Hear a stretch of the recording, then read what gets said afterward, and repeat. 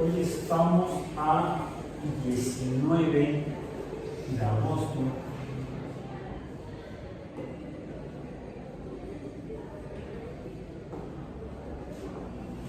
de 2024 en nuestro curso de la UEA de Ecología optativa de la Dirección de Ciencias Básicas e Ingeniería. Comenzamos el pasado 7 de agosto a abordar la tercera unidad del curso, intitulada Actividades Antropogénicas. Y así revisamos las actividades que la humanidad ha realizado desde que la llevaron a dejar de ser una especie por cuestiones climáticas y meteorológicas, nomádica, de vida nomádica, de vida en la cual los grupos humanos se desplazarían de un sitio geográfico a otro buscando alimentos. Los humanos evolucionamos en el este de África como una especie omnívora, es decir, comemos de todo lo que se encuentre, va para adentro. No éramos cazadores, aunque comíamos carne, probablemente carroña. Y no éramos herbívoros estrictos, tampoco carnívoros estrictos. Un carnívoro estricto es aquel que solamente puede nutrirse a partir de proteína de origen animal, como los felinos, los gatos. No existen gatos veggies. De hecho, si uno intenta alimentar a un gato doméstico únicamente con vegetales, el gato se muere. Entonces, es un carnívoro estricto. Se nutre con proteína animal, básicamente. También ingiere carbohidratos, grasas, etc. Ocasionalmente, sí, lo he podido ver, pueden ingerir vegetales. Tenía yo una gata que le encantaban las rosas. Entonces, con el tiempo, como que le empezaban a hacer daño, entonces tratamos de evitar que dejamos de comprar rosas en la casa. Tengo otro gato que está amarrado de ser extraterrestre, yo creo, porque come plásticos, come bolsas de plástico. Tratamos de evitarlo, pero dejamos ahí una bolsa de plástico olvidada o descuidada y de repente vemos ahí y otra vez está con plásticos de gato. Son carnívoros estrictos. Otros animales, en cambio, son herbívoros estrictos. Su nutrición se basa principalmente en proteína de origen vegetal, así como carbohidratos, etc. Y no ingieren proteína de origen animal, al menos no de manera voluntaria. Los humanos, al menos el Homo sapiens, la evidencia paleontológica, antropológica y arqueológica muestra que se ha alimentado de lo que haya: proteína de origen animal, proteína de origen vegetal, proteína de origen fúngico, proteína de origen bacteriano. Toda ella ha contribuido a que los humanos puedan obtener la energía y la materia necesaria para permanecer como individuos, reproducirse y proliferar. Desde el este de África a los 5 continentes habitados. Ocasionalmente vamos al 6º continente, a estancias no permanentes, no de los individuos, sí de las instalaciones que los humanos han construido ya desde hace décadas en el continente antártico, y actualmente incluso a 400 kilómetros de altura sobre el nivel medio del mar. Tiene una habitación que es ocupada temporalmente por diferentes individuos, pero de manera en la que presencia constante desde hace 24 años en órbita terrestre, en lo que se llama la órbita baja, la Estación Espacial Internacional.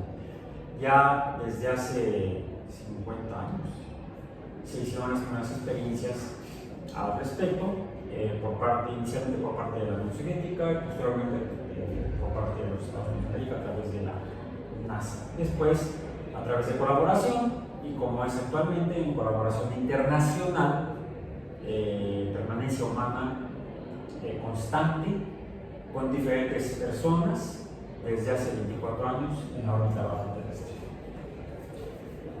Donde originalmente, para poder nutrirse las personas que ahí han estado habitando, ¿de dónde obtienen los alimentos? ¿De dónde creen que obtengan los alimentos? Bueno, pues durante casi todos estos 24 años han tenido que llevar la comida, el agua y el aire para poder permanecer durante el tiempo que han estado habitando desde hace 24 años. Sin embargo, ya hace, me parece que debe tener ya, va a ir para 10 años aproximadamente, que después de varios experimentos se lograron cultivar y cosechar vegetales, en particular lechugas, para consumo humano en la Estación Espacial Internacional. Eso en cuanto a alimentos, al menos alimentos de origen vegetal, por medio de técnicas hidropónicas, utilizando iluminación artificial, por supuesto, porque el tiempo que le toma a una nave espacial en órbita baja dar la vuelta a la Tierra es aproximadamente 1 hora y media, 90 minutos que tarda en hacer una trayectoria de una vuelta completa o órbita completa alrededor de la Tierra. Eso quiere decir que cada 90 minutos amanece en la Estación Espacial Internacional, o sea, aparece el sol a la vista. El día duraría, la iluminación diurna duraría 45 minutos y la oscuridad nocturna duraría otros 45 minutos, lo que haría bastante ineficiente el tratar de utilizar la luz para que hubiera fotosíntesis, un pequeño invernadero en órbita terrestre donde está la Estación Espacial Internacional. Además de que tampoco tiene grandes ventanales que permitían la entrada de luz solar. Tiene unas cuantas claraboyas pequeñas y un espacio un poco más grande que se llama la cúpula, a través de la cual pueden observar la Tierra principalmente. De hecho, está colocada de modo que está orientada hacia la Tierra porque es para observación terrestre y no para captación de luz para el cultivo de vegetales. Se hace en un invernadero mediante luz artificial. Por cierto, no usan luz blanca y entonces usan luz roja y azul, que son las regiones donde las clorofilas obtienen la energía para la fotosíntesis. Los dos fotosistemas del aparato fotosintético de las plantas vasculares, como las lechugas, utilizan la energía electromagnética, la energía radiante de regiones roja y azul para fotooxidar la clorofila, y ese proceso de fotooxidación da lugar a la generación de potencial electroquímico para la síntesis de ATP en los cloroplastos de las lechugas. Eso para que veamos cómo el desarrollo de tecnología ha permitido inicialmente que los humanos dejaran de ser nómadas o nómades 600 personas en el este de África, actualmente tener una población sobre la Tierra en 5 continentes de más de 8.000 millones de humanos. Una docena de ellos pueden estar permanentemente a 400 kilómetros de altura sobre el nivel medio del mar, respirando aire llevado desde la Tierra. La fotosíntesis que hacen las lechugas no aporta gran concentración de oxígeno a la estación espacial, aunque se han hecho experimentos al respecto. Como a través de la fotosíntesis podríamos tener un espacio cerrado en un lugar que fuera distinto a la superficie de la Tierra para poder obtener oxígeno para respirar. Estaríamos exhalando dióxido de carbono, que estaríamos usando vegetales para llevar a cabo fotosíntesis y expeler oxígeno para que humanos lo pudieran usar para su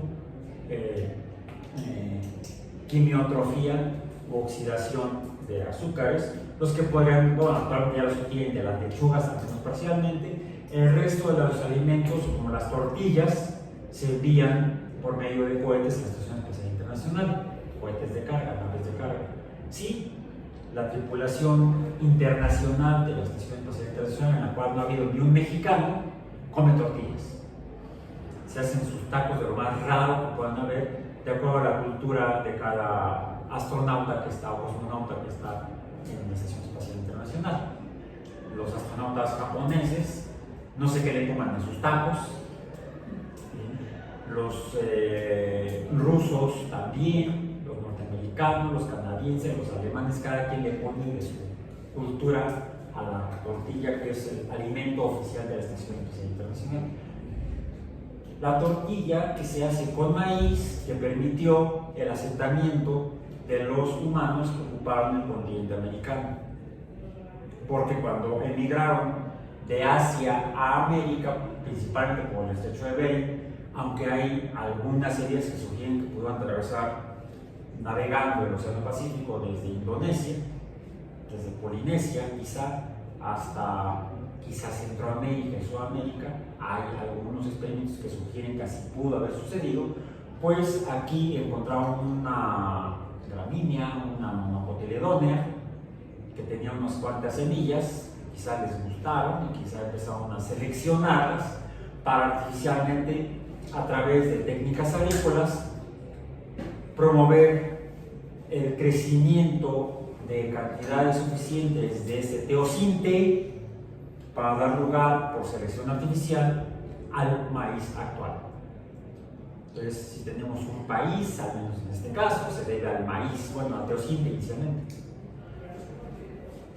En otros continentes hubo otras plantas que fueron domesticadas, seleccionadas de plantas silvestres, naturales, para poder obtener alimento de los humanos y entonces asentarse, establecerse y fundar los primeros poblados, y posteriormente, hace aproximadamente 5.000 años, en Mesopotamia, las primeras ciudades.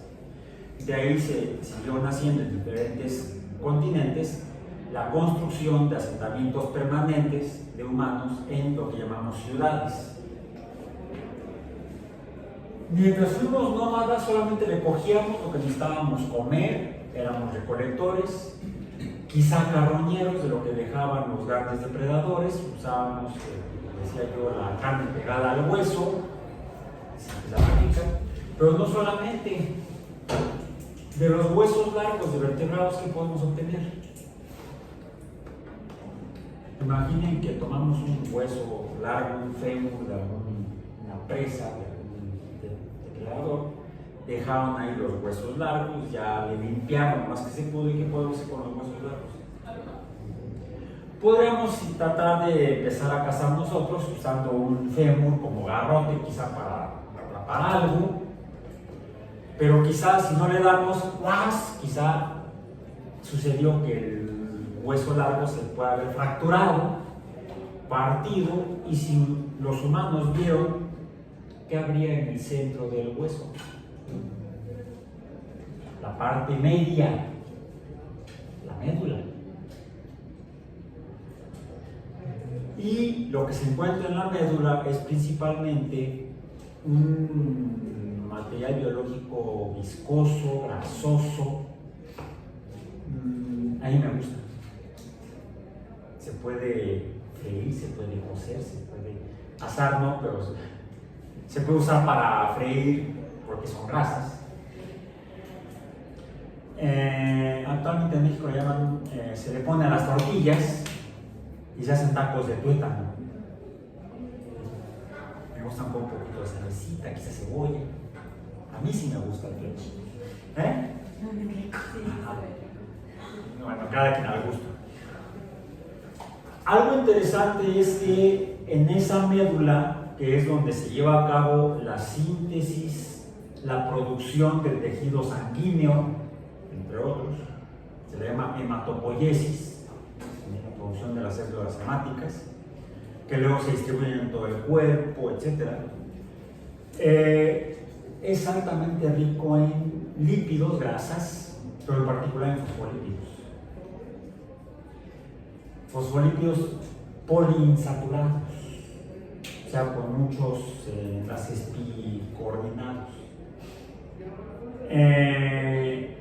como los que conforman las membranas celulares. Sí, está generando células, ¿no? Médula ósea. Como los principales componentes de las células del sistema nervioso, de la corteza cerebral. Eso podríamos plantearlo como una hipótesis que dio lugar a un enriquecimiento de ese tipo de fosfolípidos para la conformación de las células de nuestros antepasados, y quizá eso le da mayor flexibilidad a la membrana celular. El colesterol la rigidiza.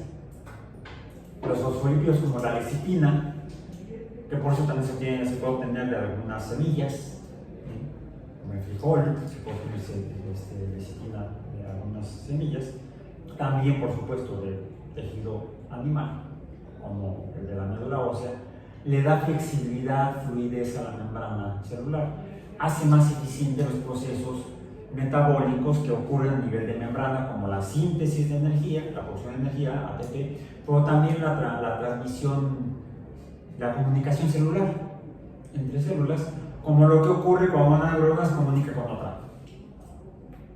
Si las neuronas empiezan a funcionar más eficientemente, ¿qué puede suceder? Pues que se enriquece ese funcionamiento. Y quizá eso contribuyó a una mejora del tejido nervioso, quizá a nivel de corteza cerebral. Quizá contribuyó a el incremento en la inteligencia de los homínidos, y en particular de los homínidos, de los cuales somos directamente descendientes por evolución, por selección natural.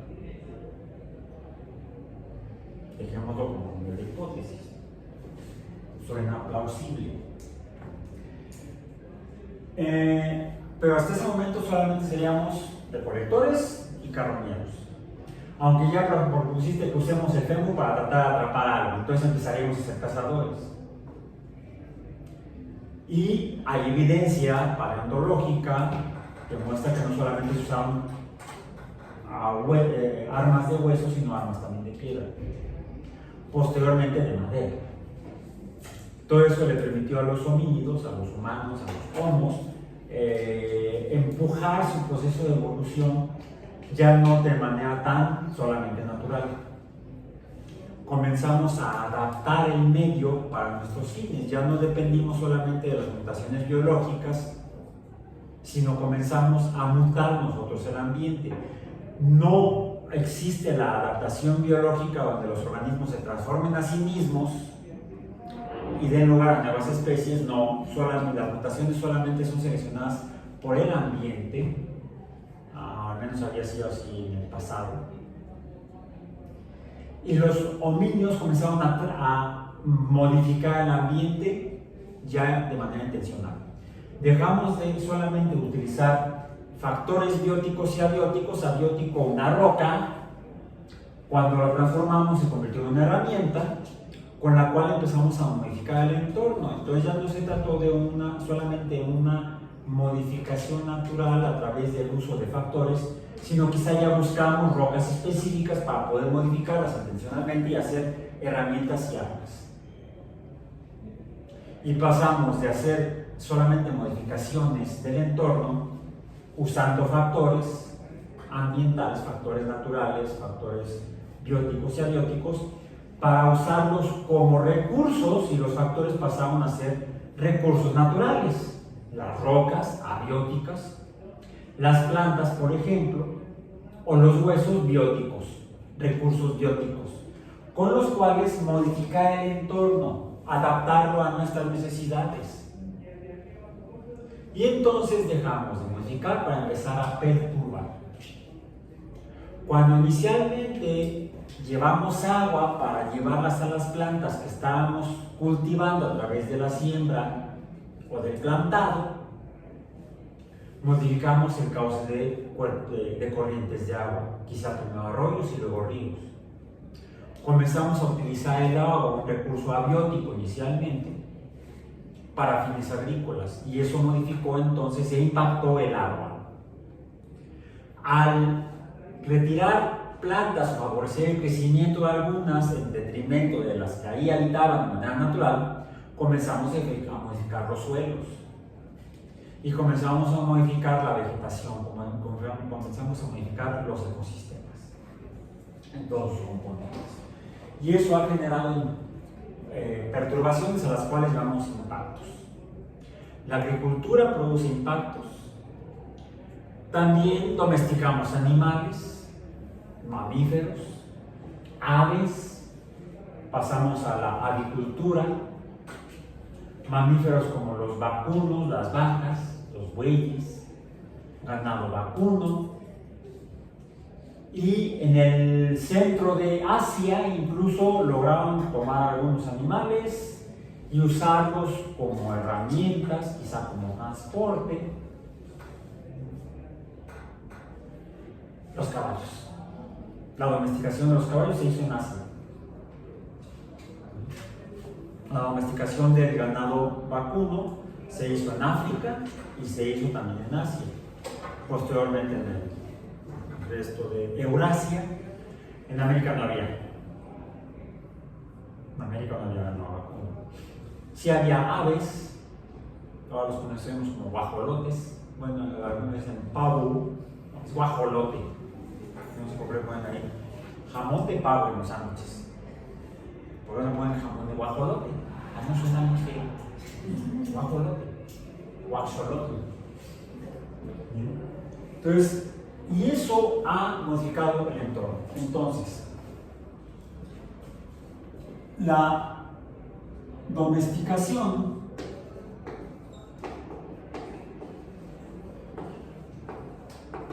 de plantas dio lugar a la agricultura. Quizá antes que la agricultura fuera la domesticación de animales.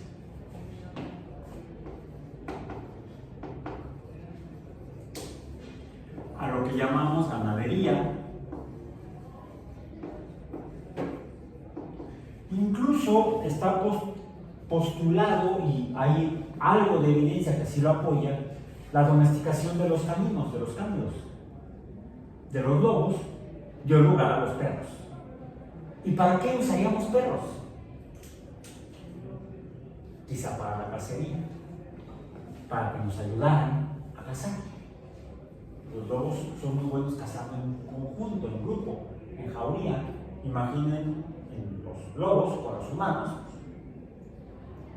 Los lobos estarían ayudando a los humanos, y los lobos, al estar obteniendo alimento del que cazaban los humanos, pues también se benefician. Entonces, quizá la domesticación pudo haber sido producto inicialmente de una relación ecológica de tipo simbiótica. Por ejemplo, es cuando ve una variante de simbiosis, porque es un beneficio mutuo en la colaboración de organismos, donde quizá fue intencional, no fue accidental. Esta sería una simbiosis cultural también, ¿no? Es más, tenemos la misma raíz etimológica, cultura, ganadería, ganacultura, tenemos que llamar, o zoocultura. La cultura, por cierto, es todo lo que comprende el comportamiento humano. Todo lo que conforma al comportamiento humano es la cultura. La cultura, entonces, es el comportamiento.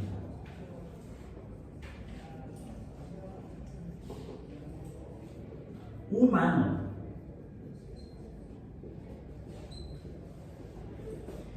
la modificación cultural que quizás se dio por las prácticas previas, como mencioné, de la carroñería. No se me ocurre otra forma de explicar cómo pudo darse la contribución bioquímica que empujara, que impulsara el desarrollo de un sistema nervioso tan eficiente como el que existe en la corteza cerebral humana, sin esa contribución bioquímica de los fosfolípidos insaturados. Esto permitió la carroñería dijimos de médula ósea en particular,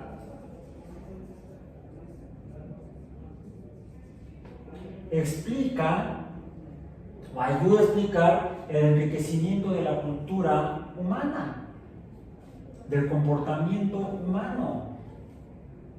Se requiere un proceso de pensamiento más complejo. Por cierto, otros organismos que presentan conductas complejas, que sugieren procesos inteligentes, son los cetáceos. ¿Y qué es lo que comen los cetáceos? ¿Vale? No creo que coman carroña, bueno, a lo mejor sí, pero no creo que tuétano. Pero, ¿qué otros tipos de organismos podrían dar una nutrición rica en lípidos? Es más, lo ponen mucho en los niños. Y se han observado algunos cetáceos como orcas que cazan tiburones, pero en particular se han encontrado casos en los cuales los tiburones, restos de tiburones que han sido cazados por orcas, los investigadores han encontrado que no se comen el tiburón completo, sino que se ha encontrado que principalmente se alimentan del hígado de los tiburones. Y el hígado de los mamíferos en general es altamente rico en grasas insaturadas. Quizá comenzó como algo aleatorio. Actualmente hay evidencia que sugiere que algunos cetáceos son sumamente inteligentes por sus conductas, por su comportamiento complejo, y suelen alimentarse de grasas insaturadas. Como vemos entonces, la evolución es un empujón para los procesos ecológicos y, dependiendo del entorno, la existencia de factores inicialmente, posteriormente recursos, que tengan cierta composición bioquímica, pueden contribuir al desarrollo de procesos complejos en especies de animales. Un problema de los cetáceos es que no tienen manera de manipular a la naturaleza porque tienen aletitas, bueno, aletotas. Pero se han observado conductas complejas, grupales, en los cetáceos, particularmente en delfines y en orcas. Que por cierto, las orcas son delfines. Es el delfín más grandote, la especie de delfín más grandote que existe en la Tierra, las orcas. No son ballenas, aunque le dicen ballenas asesinas, no, también son asesinas de ballenas. Son los delfines más grandotes que hay en el océano. Las orcas. Bueno, pero por el ambiente y sus características morfológicas, han sido incapaces de desarrollar. Junto con esto, necesitamos aquí para la domesticación, otro elemento fue la tecnología. Que ya dijimos que quizá pudo surgir de la misma conducta, vamos a usar otro color, el azul y el rojo, a través de, bueno, estábamos carroñando y usamos los huesos, con buena idea propusiste, pues como armas. Y eso fue una de las formas de desarrollo tecnológico. Por cierto, la tecnología permitió mejorar el cultivo de plantas. ¿Cómo le hacían en estas tierras los pueblos prehispánicos para cultivar el maíz? ¿Cómo lo sembraban?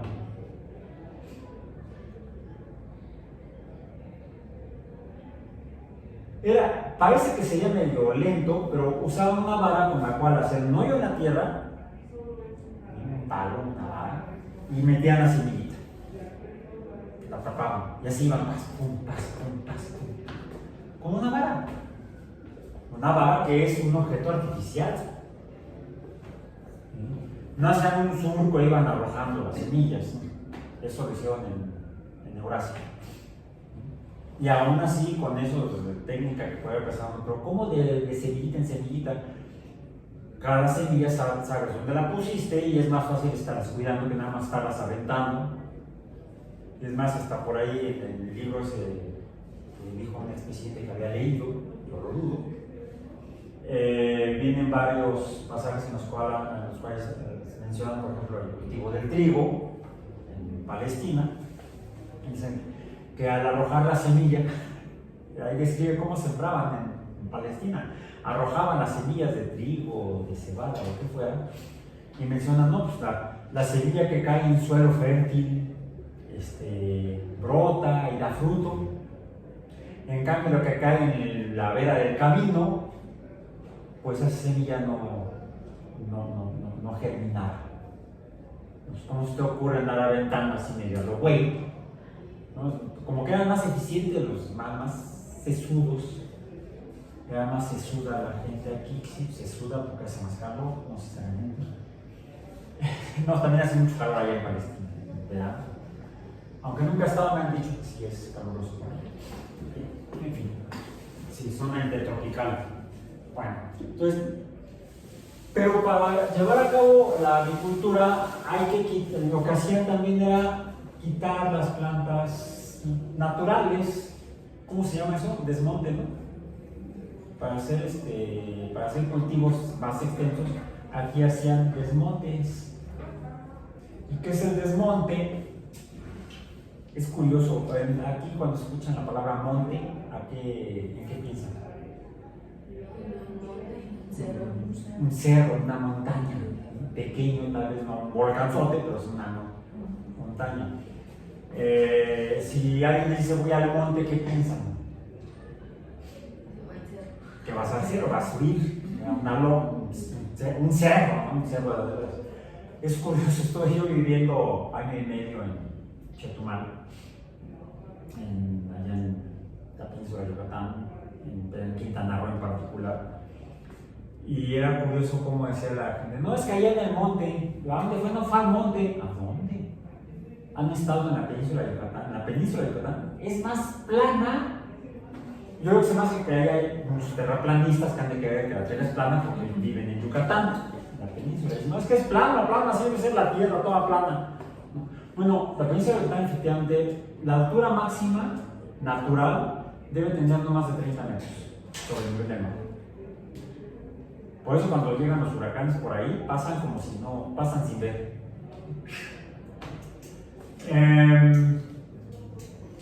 Entonces, ¿por qué le dicen van al monte cuando va la gente al campo? Quizá viene de el monte, allá no se referiría a un montón de tierra, una montaña, sino al campo, a la vegetación natural. No es que fueron a desmontar, fueron al monte a desmontar. También usan otra palabra, ese verbo no lo conocía yo. Cuando llevan el machete y empiezan a quitar la hierba, ¿qué estás haciendo? Aquí chapeando. Hazlo tú, yo te espero, yo no te interrumpo. Al quitar la hierba, al cortar la hierba para luego limpiar el terreno para sembrar, le llaman chapear o chapolear. Y dicen que hablamos el mismo idioma. Si el español es un idioma que nos separa a todos los pueblos de habla hispana, los hispanoparlantes. Bien, entonces, el desmonte, tiene impacto en los ecosistemas.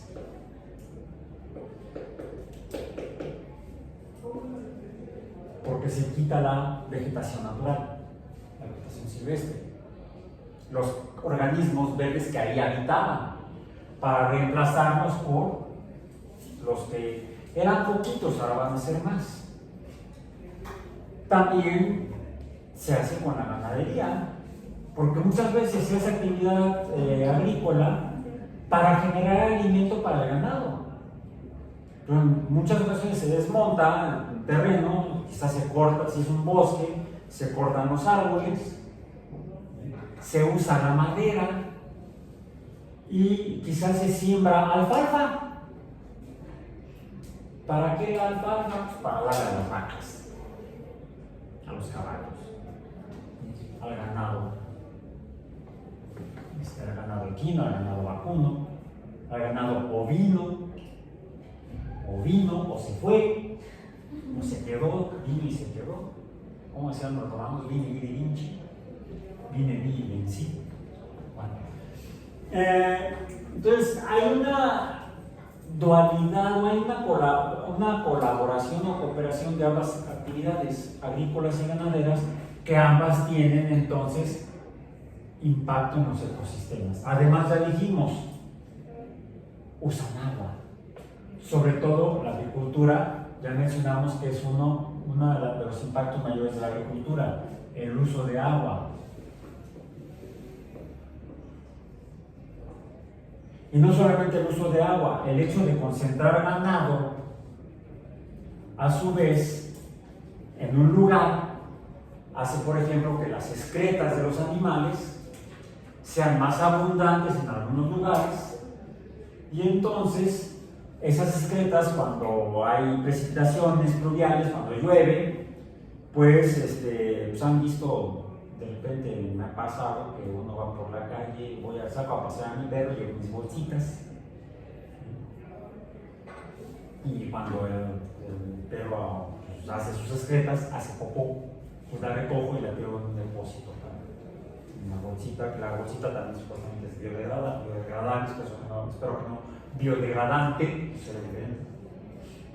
Pero hay gente que no lleva bolsitas, entonces ya me ha pasado más una vez que es horrible.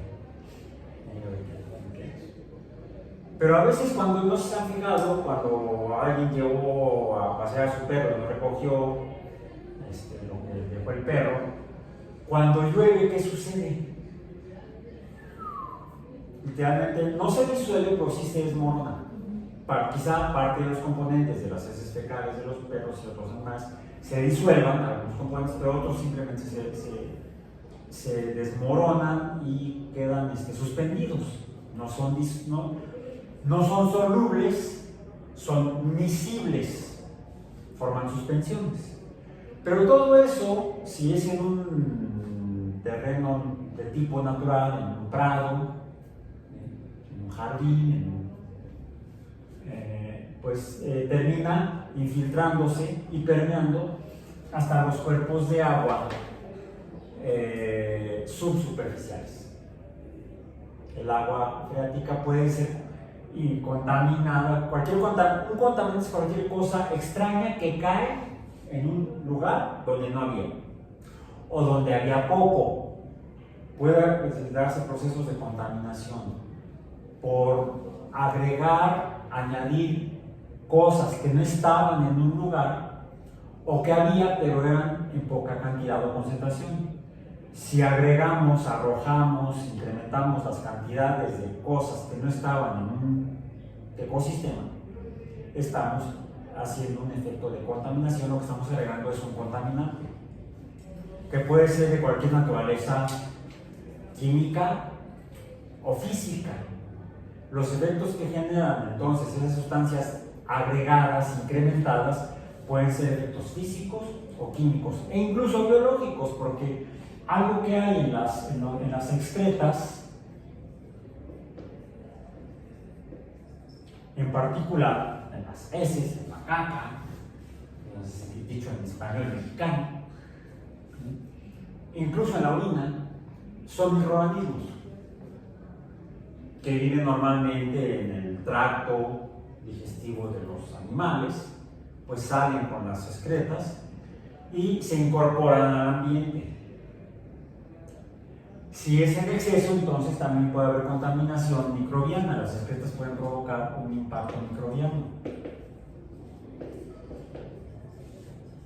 Que éstas se incorporarían al agua y provocarían un impacto y por lo tanto una contaminación en el agua. Puede ser microbiana, ya dijimos, puede ser química, la contaminación.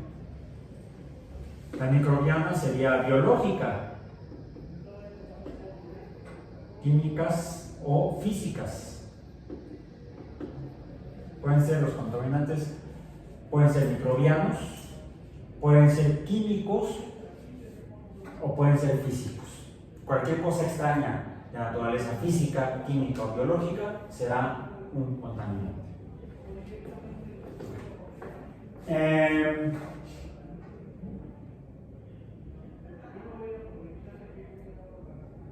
Ok. Y por supuesto, algo que sucedió también, consecuencia de esto, fue que al haber más alimento por el cultivo de plantas y la cría de animales, ¿qué sucedió? Pues hubo un incremento en la población humana. Incremento en población humana. Ya mencionamos que los organismos se reproducen en una secuencia numérica. Imaginemos por bipartición, ¿cómo sería? Comenzamos con una bacteria, por ejemplo. La bacteria se divide por bipartición. Pasamos de un bicho, se reproduce por bipartición, y luego ¿cuántos tenemos? 2. Y luego 4. Y luego 8. 16, 32, 64, 128, 256, 1020, ¿1000 qué? 256 son 12, 2, 5, 5, ¿cuánto es?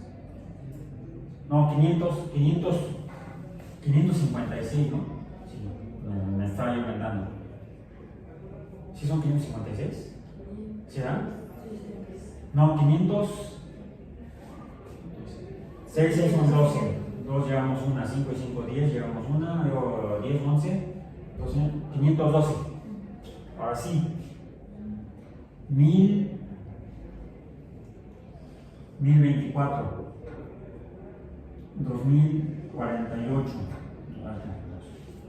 2048, ¿sí? 2048. O sea, va aumentando al doble. Esto sería una progresión no lineal, no va de 1, 2, 3, 4, 5, 6, sino que es una progresión geométrica.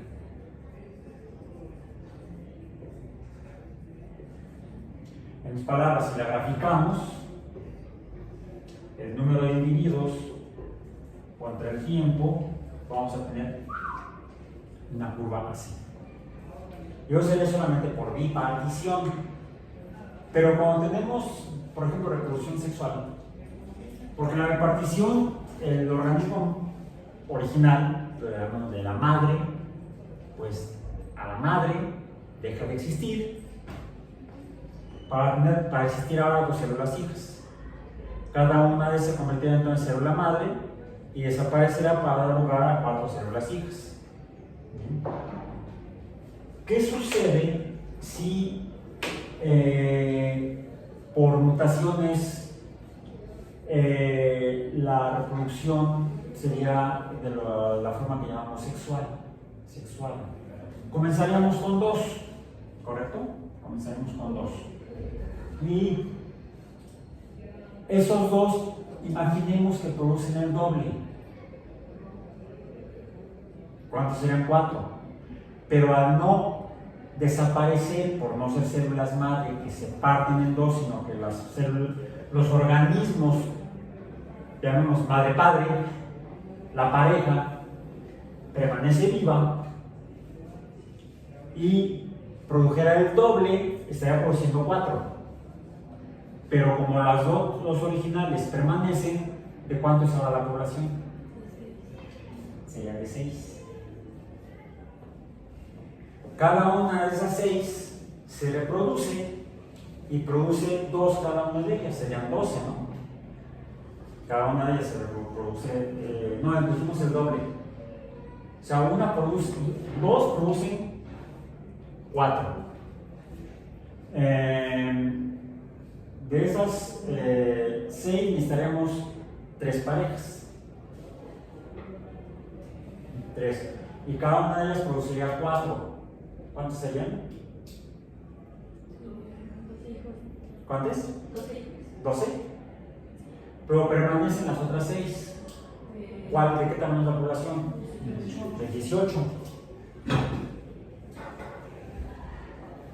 Como vemos, aumenta en mayor proporción.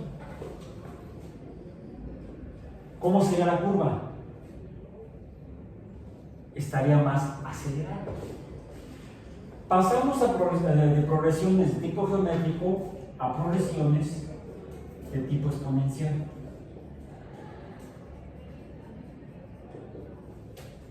Algunas de estas curvas exponenciales fueron descritas por ejemplo, por Gauss, uno de los matemáticos, Carl Friedrich Gauss, y otro fue un inglés. Gauss era, digamos, alemán, aunque alemán no existía en tiempos de Gauss, y otro sería inglés, creo que era inglés, Thomas Malthus,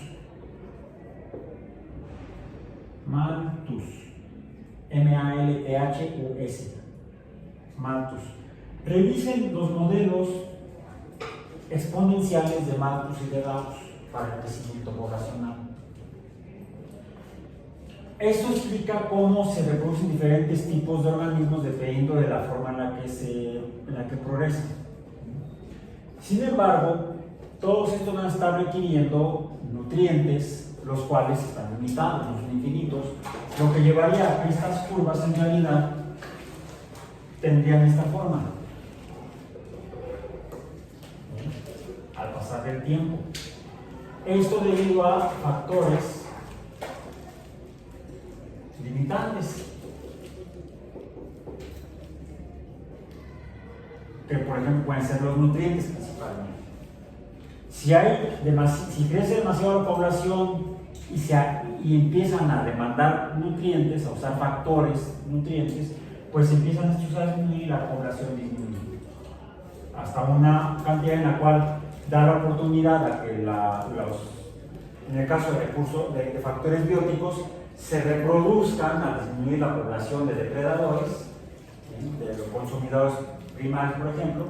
Tenemos productores que están creciendo, llegan los consumidores primarios de los productores, de los fotosintéticos, empiezan a comer, comienza a disminuir la población de productores, empieza a crecer la población de consumidores primarios, pero si son demasiados, ya no va a haber vegetación suficiente, van a empezar a morir quizá por falta de alimento, disminuye la población, lo que da lugar a que pongamos acá en puntos, no sería más daría oportunidad a que los productores, los fotosintetizadores volvieran a crecer, a disminuir la cantidad de depredadores, y entonces tenemos un fenómeno oscilante, fluctuante de crecimiento de poblaciones de productores, de crecimiento de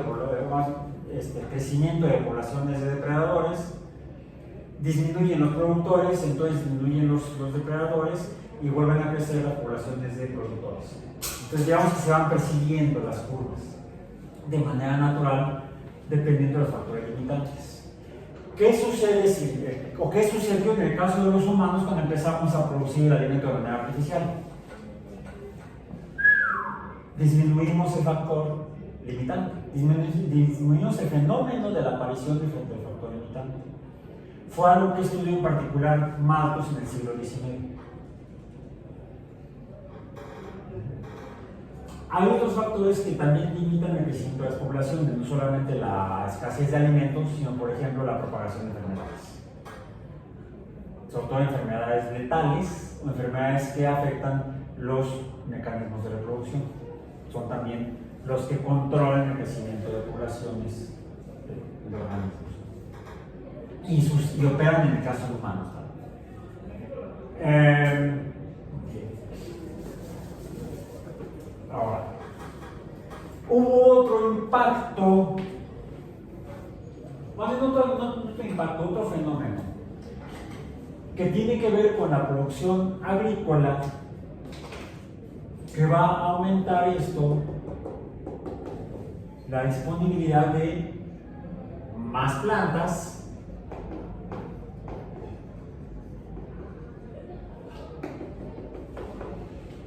más animales,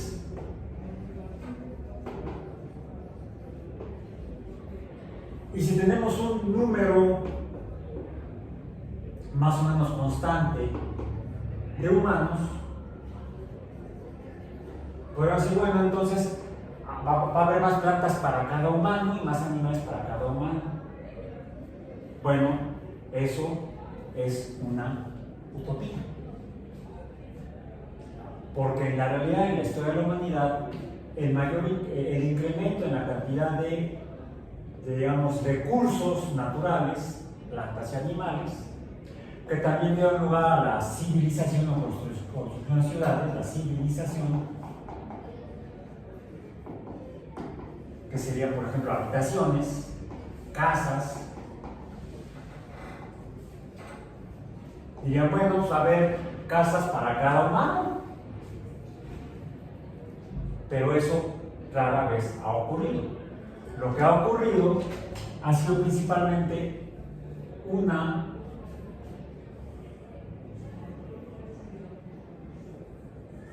concentración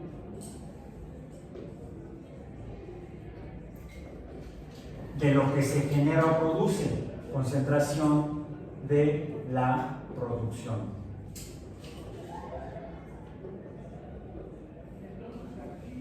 Y esta producción es lo que llamamos el capital. Ha habido históricamente una concentración del capital en unos pocos humanos. Llámense reyes, sacerdotes, emperadores,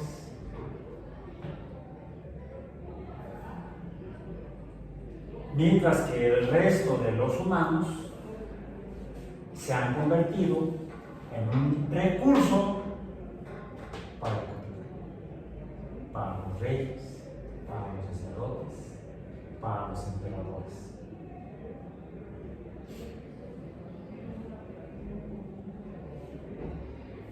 Es decir, dio lugar a un sistema económico.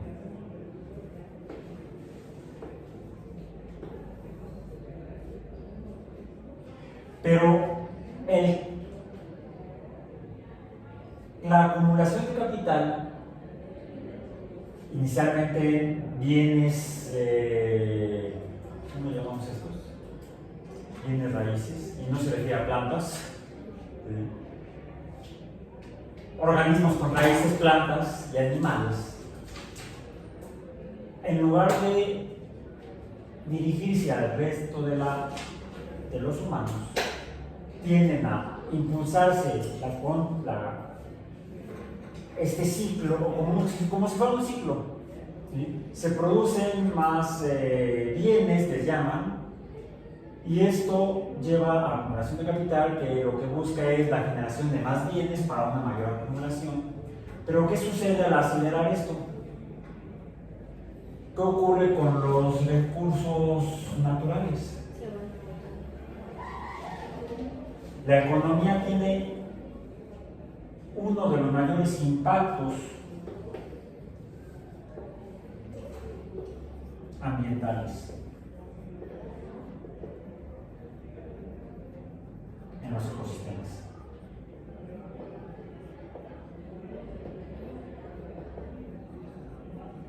Y por lo tanto generan lo que llamamos las crisis ambientales.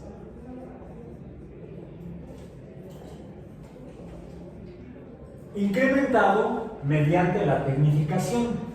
La tecnología dio lugar, entre otras cosas, a la industria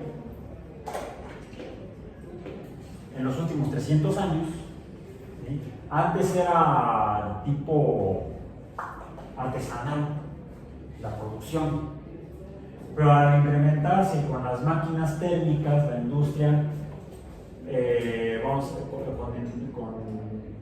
mediante máquinas térmicas, con máquinas en general, pero principalmente las máquinas térmicas, porque las máquinas como tales, como herramientas para modificar el entorno, tienen la historia de la civilización. ¿Sí? Las primeras civilizaciones ya tenían máquinas simples, la palanca, el tornillo, etcétera, ¿no? El plano inclinado, la rampa, ya son máquinas simples. ¿Bien? Las máquinas más complejas, y sobre todo las hidráulicas y más las térmicas,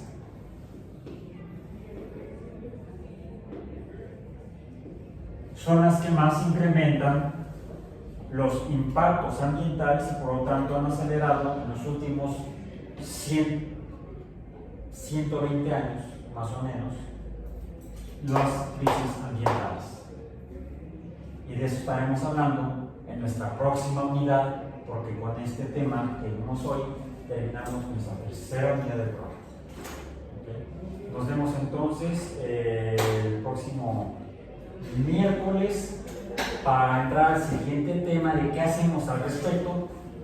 Y nos vamos a ver ya no en actividades deportivas, sino que nos vamos a ver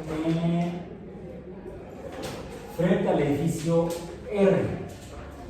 Que ahorita la entrada lateral del edificio R está cerrada, están haciendo obras de no sé qué cosas en el edificio nuevo, el edificio ese nuevo. Vamos a ver frente a la entrada que está junto al elevador externo. Ahí nos vemos entonces el miércoles 8:30 frente al edificio R. Por hoy terminamos.